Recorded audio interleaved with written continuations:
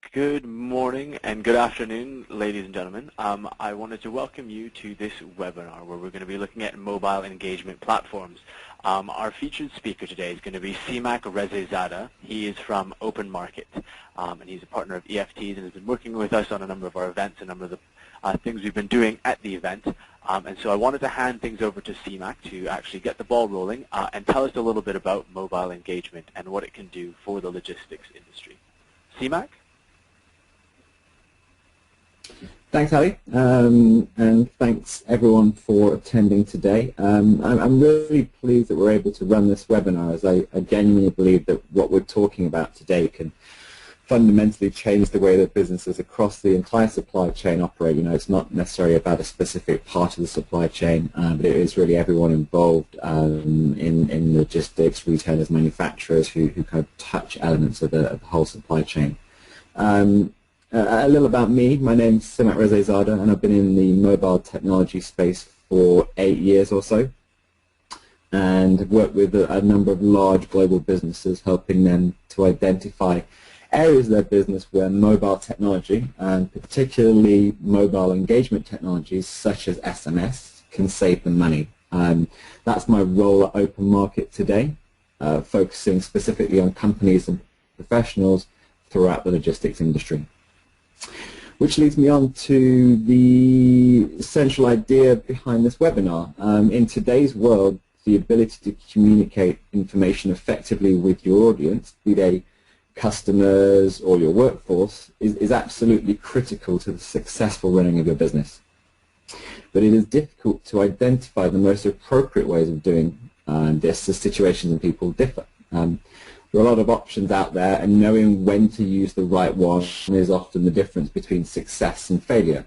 Make no mistake, getting it wrong can cost you millions of dollars per year in increased costs or in lost revenue. The stakes are genuinely high. So how did we arrive at this position? Let's take a look at some key market drivers and see if we can figure that one out. So who on this call can honestly deny that technology has significantly changed the market over the last 5 years? You know, I don't think anybody can. It's not really up for debate. But what I want to point out is that in the last 5 to 10 years, at least from a consumer perspective, it's been all about mobile. What began in 2007 with the launch of the iPhone has increasingly put almost every aspect of our lives available at our fingertips. This has completely revolutionized the way that we, and by we I mean, you know, all of us, everyone on this call today, as individuals, go about our lives. You know, keeping up to date with friends and picture sharing seem like obvious examples, but what about shopping? As you can see, what major retailer doesn't have a mobile presence today? How about booking a taxi? You know, look at the phenomenon that has become Uber over the last few years. Planning a holiday, using things like Skyscanner and Airbnb, online banking and money transfer, monitoring your health, trying to improve the way that you live your life. All of the above and many, many more are now possible from this one device that the vast majority of us carry and attend to on a daily basis.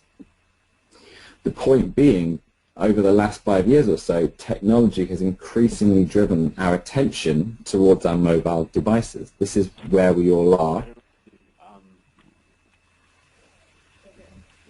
And for the most part, which gives enterprises a fantastic opportunity to engage with us. This is where we're sitting, where we're spending our time, where we're spending our attention. And so this is an opportunity now where the vast majority of consumers, their attention is focused entirely on their mobile device. And this presents a great opportunity for enterprises in the logistics space to really start to engage down that channel. Now, the next 5 to 10 years will see significant developments in newer technologies, some of which I've shown here. You know, we talk about all these all the time in the supply chain and logistics space. Airborne drones and their capacity to improve the last mile delivery, driverless cars, wearable technologies, 3D printing, and the intelligent use of big data. You know, I do stress the intelligent use bit there. All of them have the capacity to revolutionize the logistics industry, and, you know, and our consumption of it. In some cases, starts have been made, but we aren't really there yet, and I don't think we'll be there for some time, and lots of analysts will agree with that.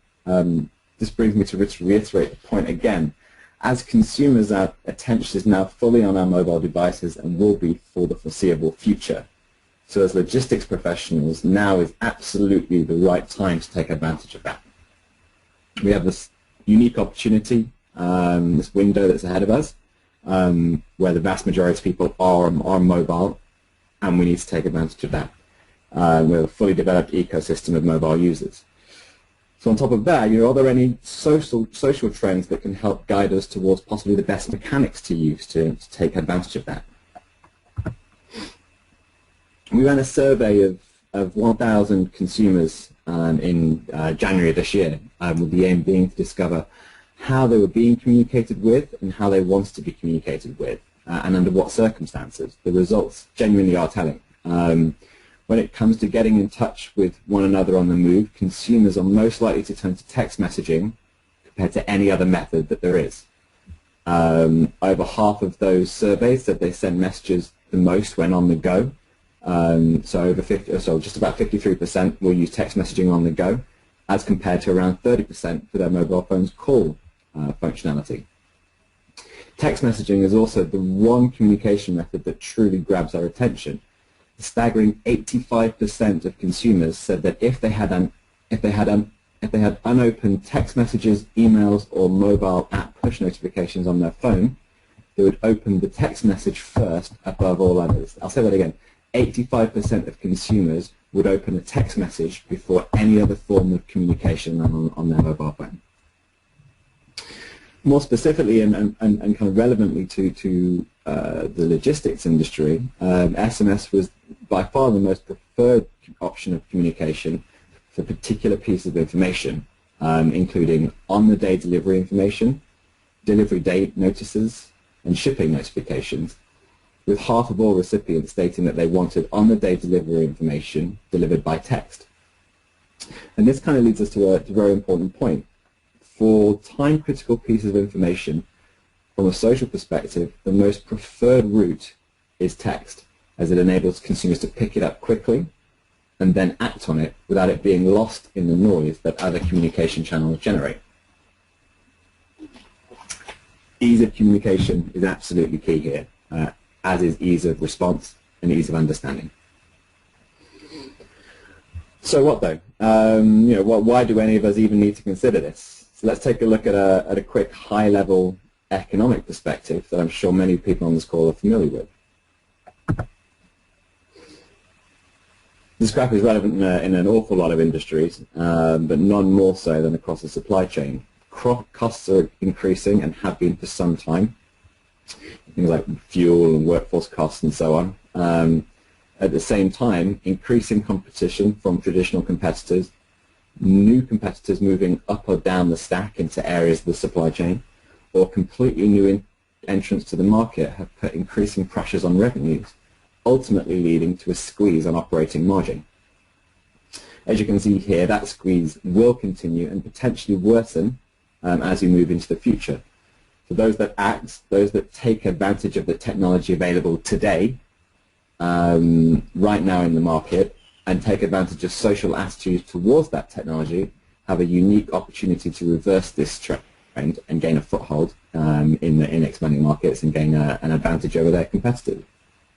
Those that don't will unfortunately see this continue.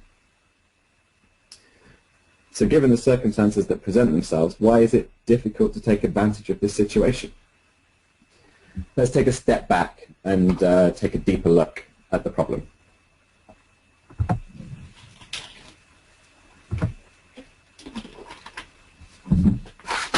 The problem really is communicating with people today, despite all the technology that's available to us, is hard. And it's hard for two core reasons. Number one, getting someone's attention is difficult. With so much going on, you need to be able to deliver a contextually relevant message that makes sense in the moment in order to get through. Think about yourself right now. How many pieces of information do you have flying at you every hour, every single day? How many of them actually end up sinking in? The ones that do are the ones that actually mean something to you right there and then that you can act on and make a decision on at that point in time. Anything else probably gets parked for later and possibly is forgotten about entirely.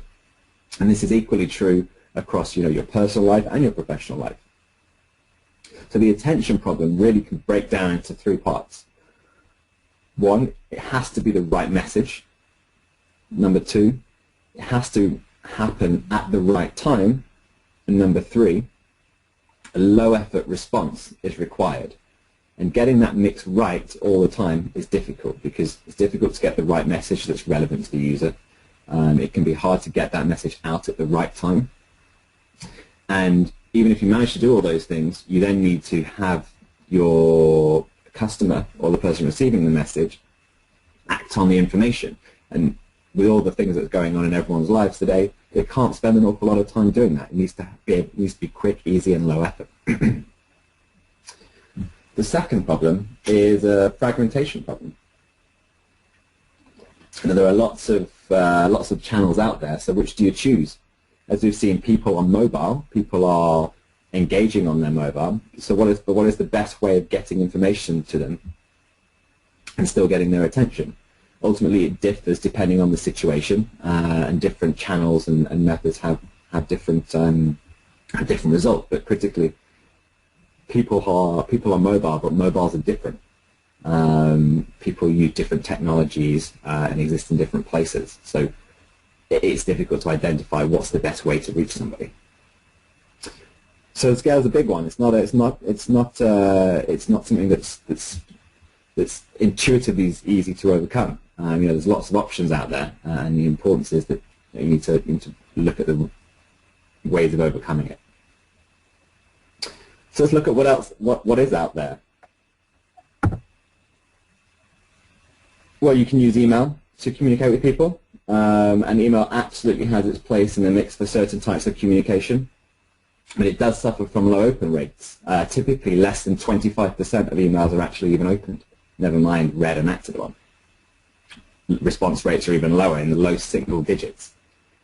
All of us receive an incredible volume of email daily, so it's difficult to really ensure that you all stand out. Additionally, there are circumstances, particularly, for example, in large warehouse environments, where email makes no sense at all for employee communications. How about telephone calls? The oldest form of mobile communication that exists on the phone.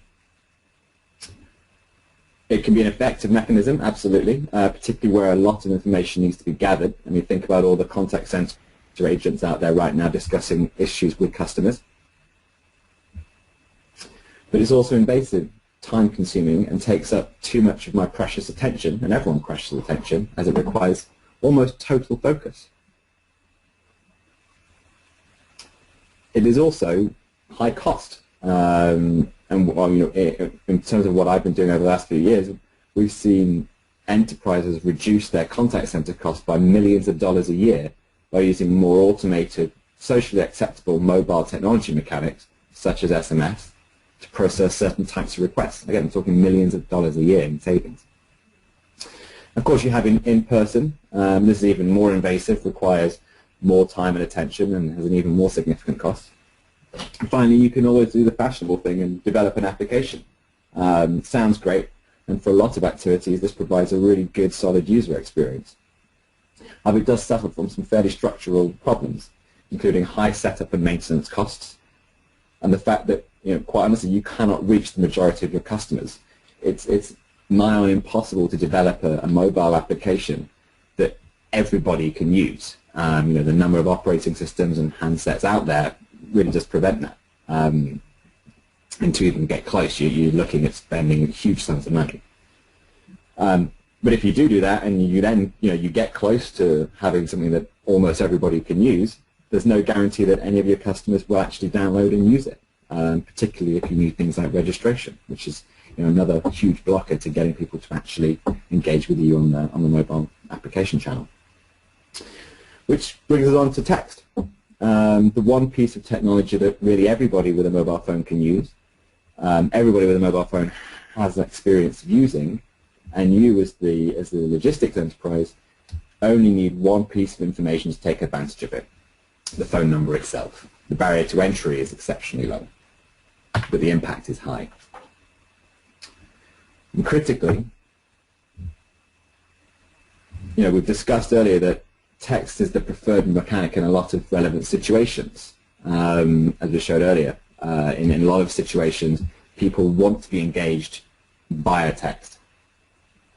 But before going on with this, I want to share another figure with you. If you can take anything away from this webinar today, let it be this one. 95% of texts are read within 5 minutes.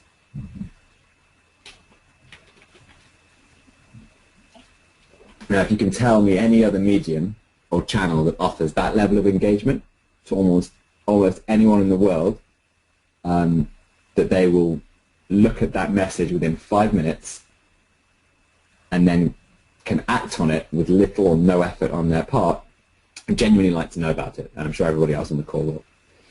So we have a continuing trend here.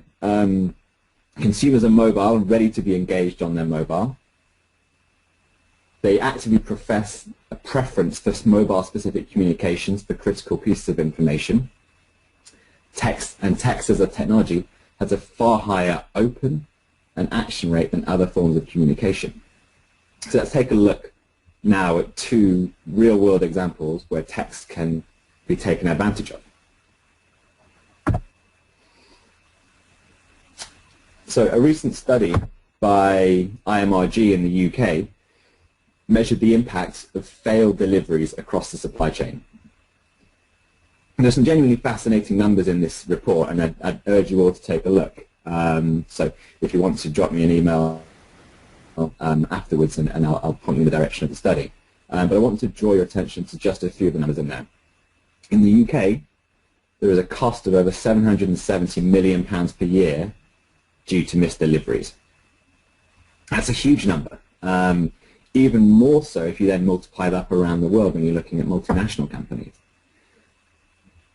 This cost is split between different failure types. Missed first delivery that then needs to be rearranged being the most common at 30% of that figure.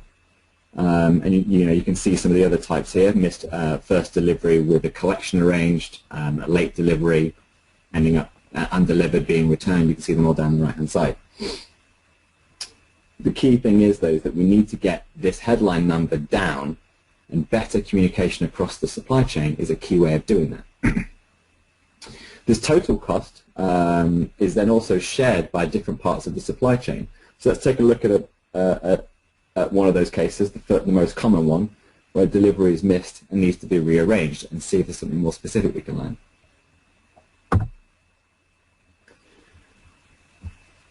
If you look at the cost, IMRG looked at the cost per event of a missed delivery that needs to be rearranged across 3 critical stakeholders. So that's the retailer, the carrier itself, and the consumer. And you can see the cost here. They're genuine costs per event split out across all 3 stakeholders. For the carrier, on the right-hand side, the associated costs every single time they cannot deliver a package and need to reschedule is £6.53. That's a huge number when you consider how many of this occurrence there is.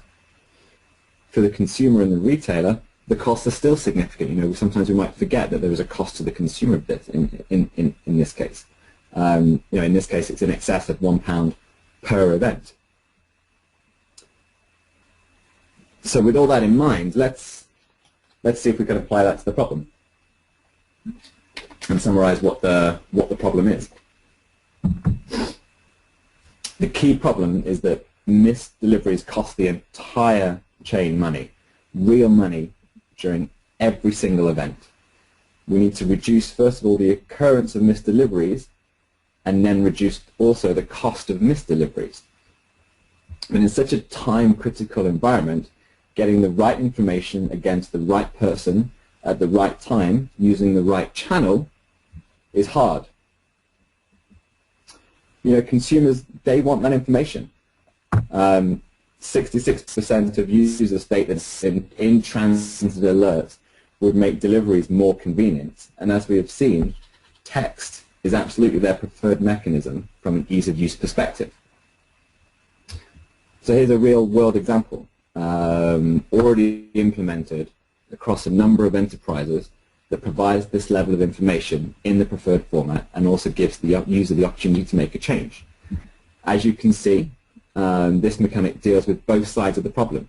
In the first instance, it says it provides information. Your Acme parcel 123456 will be delivered to you today at 1 p.m. That information is more likely to be delivered by text, more likely to be read, and more likely to be consumed and acted upon than by any other mechanic. And as a result, therefore, reduces the number of missed deliveries in the first place by ensuring that the critical information is right there. And we typically see that having that first part in, where you provide the critical information to the end consumer, typically reduces missed deliveries by between 30 and 40%. Again, a fantastically huge number.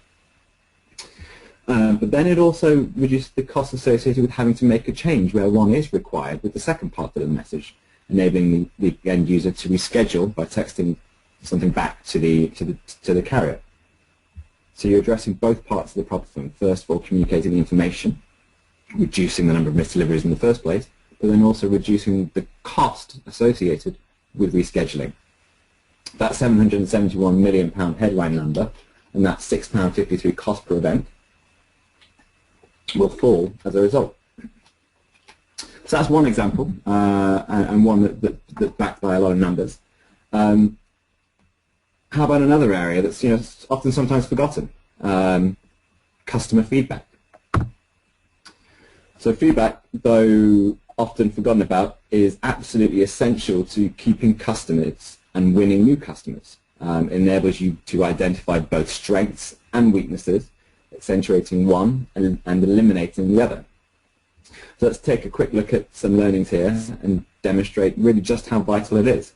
So this graph might look a little confusing at first, so let me walk you through it. On the left-hand side, we see the number of dissatisfied customers who actually go ahead and voice their complaint typically stands at a lowly 4%. Say that again, basically. That means that 4% of customers who have a complaint actually tell you about that complaint. What that leads us to is you have a staggering 96% of customers who have a complaint, but you never hear from them about it. And that's the middle column there. So 96% of people who have a problem with your service or have an issue that they could raise do not raise it. This ultimately leads to the column on the right, which is 91% of customers that do have a complaint never actually come back to spend money with us, and as being potentially the whole supply chain. That's just how crucial it really is. We need to make it easy for people to raise issues, and at the same time give people an opportunity to praise us, although that's not mentioned on this graph. So why is this difficult? Why is it difficult to get this kind of information from people? Why is it difficult to make it easy for customers to raise these concerns? Well, the truth is that polls, surveys, and feedback forms that are sent, frequently it's difficult to tie them to a specific event, and they suffer from a number of issues. They suffer from a really low response rate, and the response rate gets lower the more time that passes. One convincing number that we've seen is that by delaying an opportunity for feedback by even 2 or 3 days, sees the response rate drop by 1/3, just by delaying a few days. We're not talking a week or a month, we're talking a few days after the fact. In addition, it's not always easy to pinpoint what the problem is.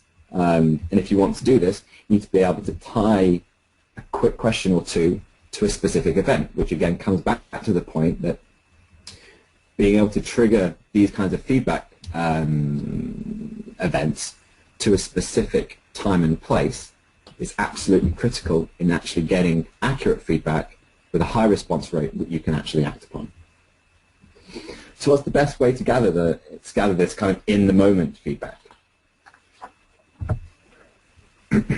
So we typically see text-based surveys sent immediately following a specific event, such as a delivery, a contact center call, or an order, generate response rates in excess of 20%.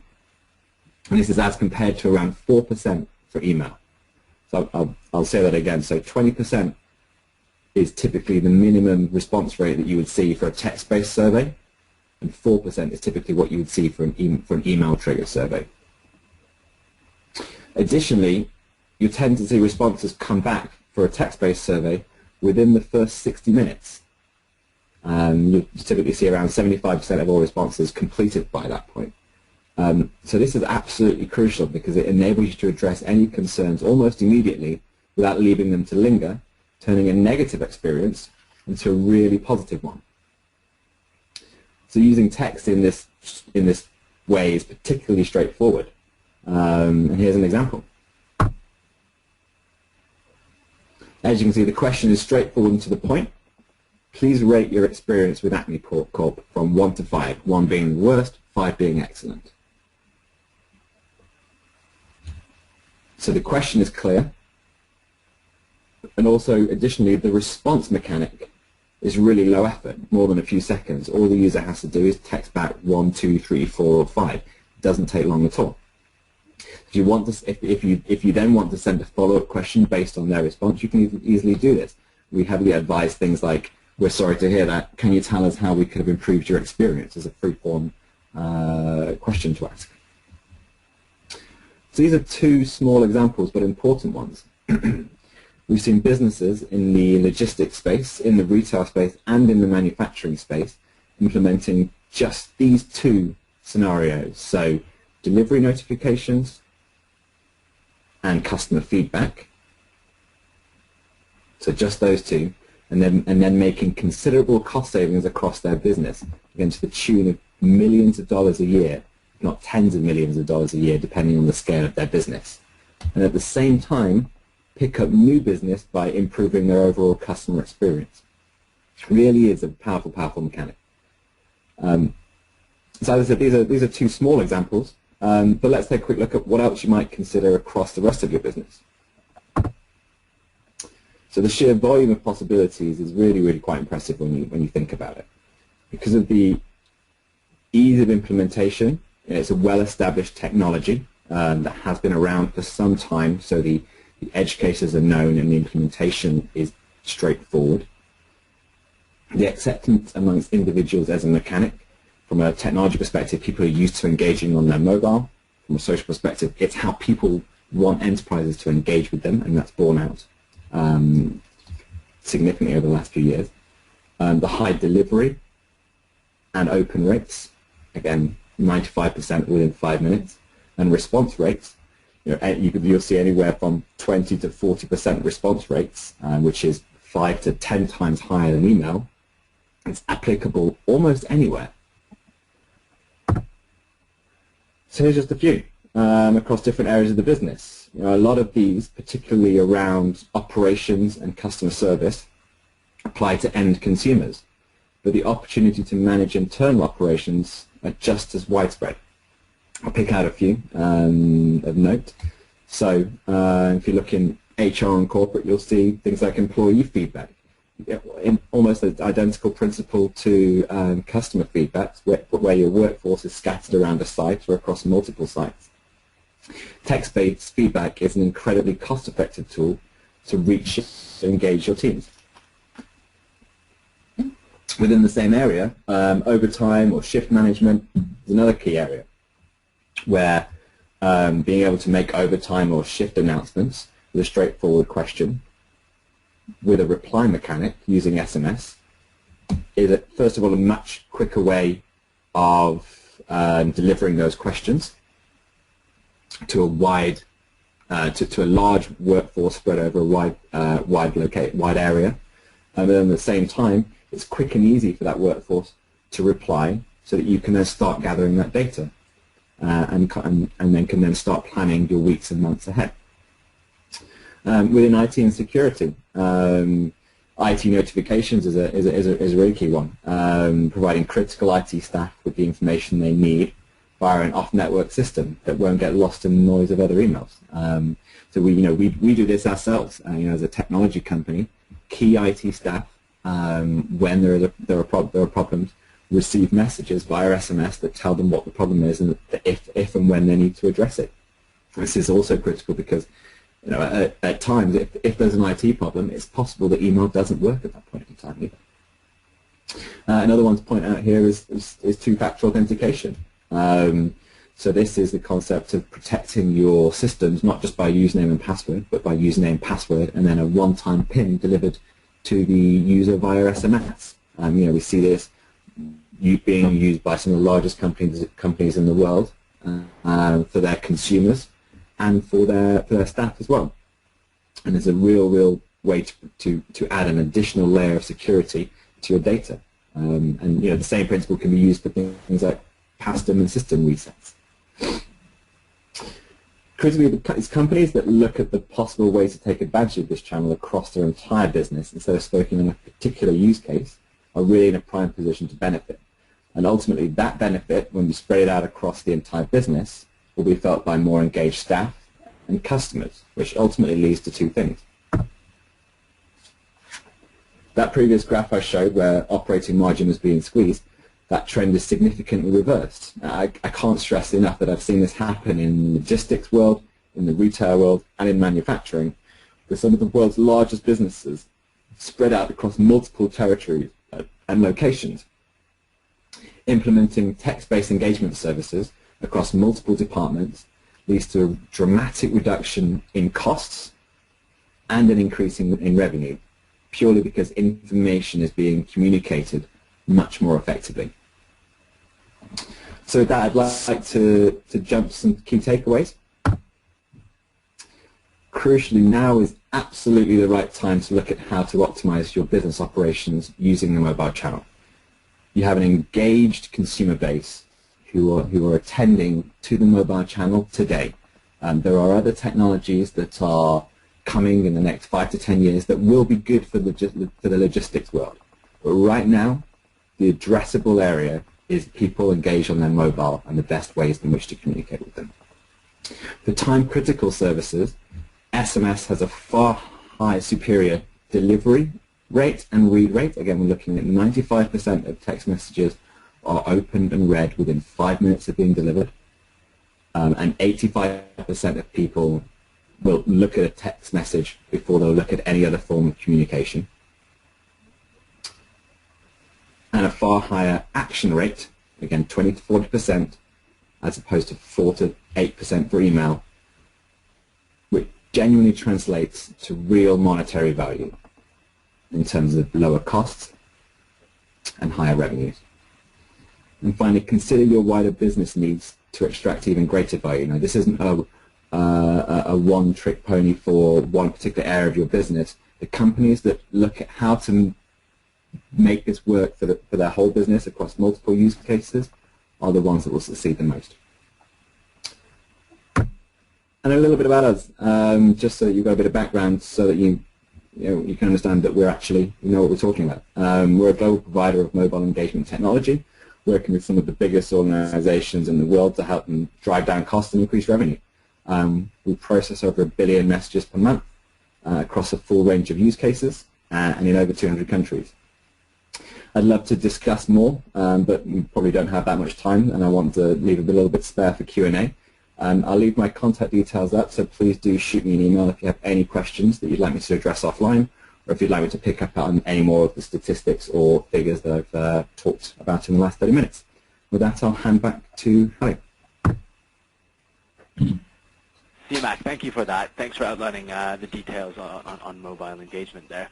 We've had a couple questions come in, so I wanted to jump straight through to those. And so you mentioned a number of statistics throughout the presentation there. So we've had a couple questions come in on where have these come from. So I was hoping you could perhaps talk us through a little bit more about where some of these statistics have come from, if you know any background on them, etc.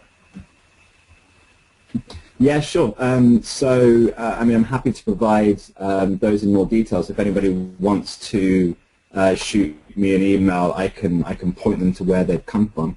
But they will come from various places. Some of them will come from industry bodies. The ones that I referenced earlier, one that I referenced earlier was IMRG in the UK, who are a retail group. looking at trends within the retail market and costs and how to kind of calculate those costs. So that's one key one. Another area were sets of research that we've actually commissioned.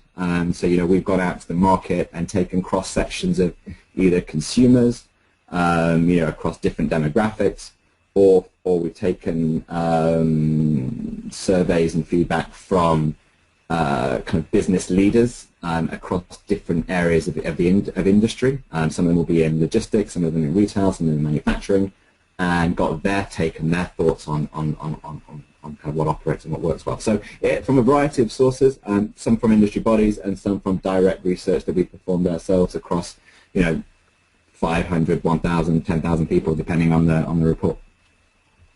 I had a specific one here just on customer feedback and the low rate of repeat customers. I was wondering if you could just source that one specifically, just to let the audience know. So customer feedback, do you remember which one that was?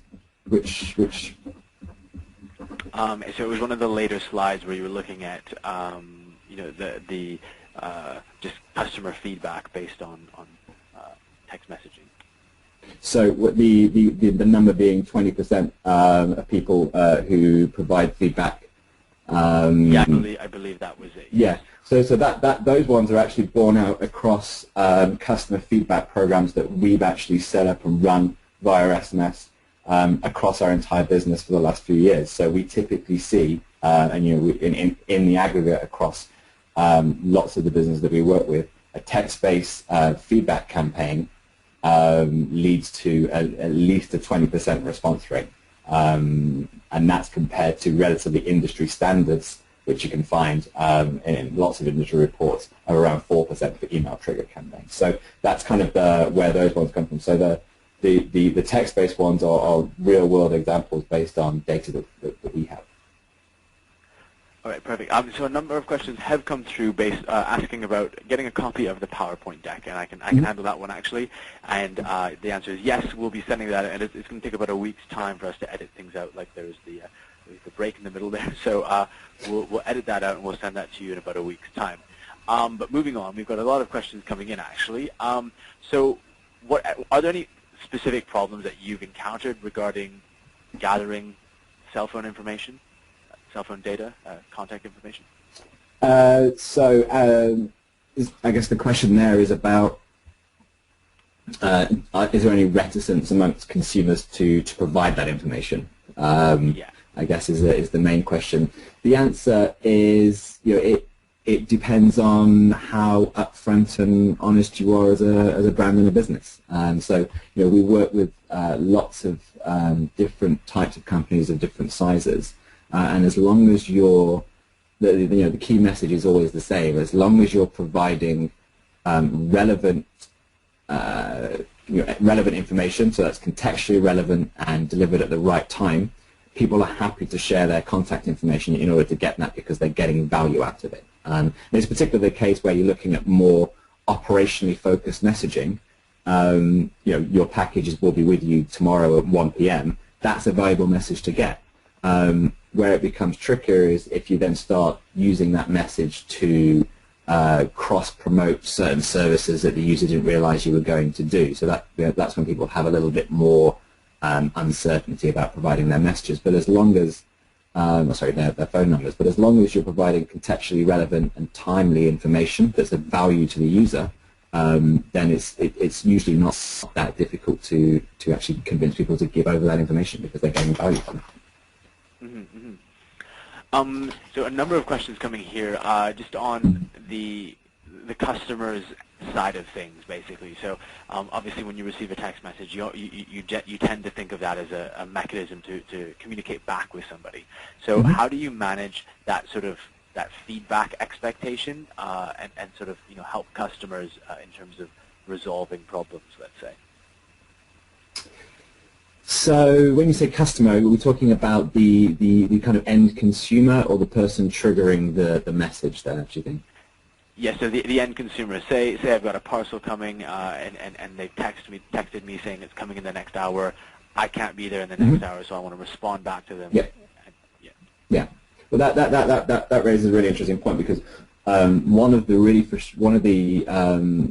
points that we found has been really, raises a really frustrating point for a lot of consumers is that specific scenario where you cannot reply. So let's say that you receive a text message saying your package will be with you in 1 hour, but you're not going to be in at that point in time. If there isn't a response, if there isn't a way that you can reply to that message, if it's just a dead-end bit of information, that's a really, really poor experience for the consumer because, it's a stressful situation then at that point. They're not going to be in and they can't do anything about it. So I think that it's absolutely critical for those sorts of things that first of all is a response mechanic. There is a way that the consumer can do that, and that's borne out through lots of conversations and information directly with consumers. Secondly, when you are offering a response mechanic, it just needs to be clear and concise and low effort. The key is always low effort, right? The reason text is so successful is because engaging with it can and should be low effort. So having something like 1 or 2 really clear options where all the user needs to do is text back a number, and then your system will do the rest and figure out what you mean by that number is the best way of doing it. If you start asking them to kind of outline things in detail, then it becomes more frustrating and the response rate starts to suffer. So one question here that sort of steps slightly away from logistics. We have someone asking about implementing such a system with a patient situation. Yeah. Business to patient. So have you had experience in that, and can you talk us through that a little bit? Yeah, that's a really key one, and it's actually very, very similar to the delivery notifications. So I know that one of the major costs, one of the big costs for most kind of healthcare facilities is basically patients not showing up. Whether that's a public or private healthcare facility, it costs money every single time a patient doesn't turn up to an appointment. And so do not attend or DNA rates are typically, it can vary depending on where they are, but they're always too high. And using text as a mechanic, first of all, to remind the user that they have an appointment. We've seen reduced DNA rates by about 20-25%, and then adding in oh, and by the way, text back, 1 if you want to call back to change that appointment, or text back 1 if you want to change your appointment to tomorrow. Reduces it again by another 5-10%. So it absolutely is transferable to the kind of patient kind of turn up rates or do not attend rates. Definitely, I'm happy to pick that one up separately if the attendee is interested. Absolutely. So we've got a load of questions here, as you can tell. So I'll go through a couple more before we cut things off, just because there's a lot here that are going to be quite interesting for the audience. So we're going to be working with Open Market on one of our U.S. shows, the Logistics CIO Forum. And so I have a question that's very U.S. specific in the sense that SMS is an expense to customers in the U.S. market. How have you guys been able to manage that? So, I mean, there is an expense to customers. A lot of customers in the US, I'm not an expert in the US market, so I'd be happy to introduce you to one of my US colleagues who works out there and is probably better placed than me to answer. However, there's a few things that I will say. A lot of the US market have kind of buckets of text messages which are just basically unlimited at this point in time. So that cost for not all the market, but for a sizable portion of the market, kind of disappears. It's kind of assumed as a sunk cost. Additionally, it kind of comes down to the value proposition again. So if you're delivering valuable information that's actually valuable to the user, then it's welcome information. And it kind of comes down to, and maybe you need to take a stronger view over what's valuable, where there is a potential cost to the consumer. But it kind of comes down to that point that I made towards discussing the delivery notifications, where a missed delivery, cost the carrier £6.53, I think it was. But it also cost the consumer. It cost the consumer over £1 in that case in the UK. So let's say it costs $1.50 for the user to miss that delivery, to have to reschedule it, to have to turn around certain elements of their life to actually be in and at another time, to call the carrier or call the retailer, spend some time on the phone to reschedule that delivery. All of that costs money, and it certainly costs more than the few cents that a text message will cost them. So it's a valuable transaction. And so another one. So in the UK, e-commerce is massive for even us as consumers. We tend to order everything online, it seems. But the US is a bit lagging behind us, and other parts of the world are different places as well. And so just, I guess, more specifically to when those places catch on, how practical is SMS if the number of deliveries a day is actually quite significant? Is there a maximum, any maximums, any restrictions there, or how does that work?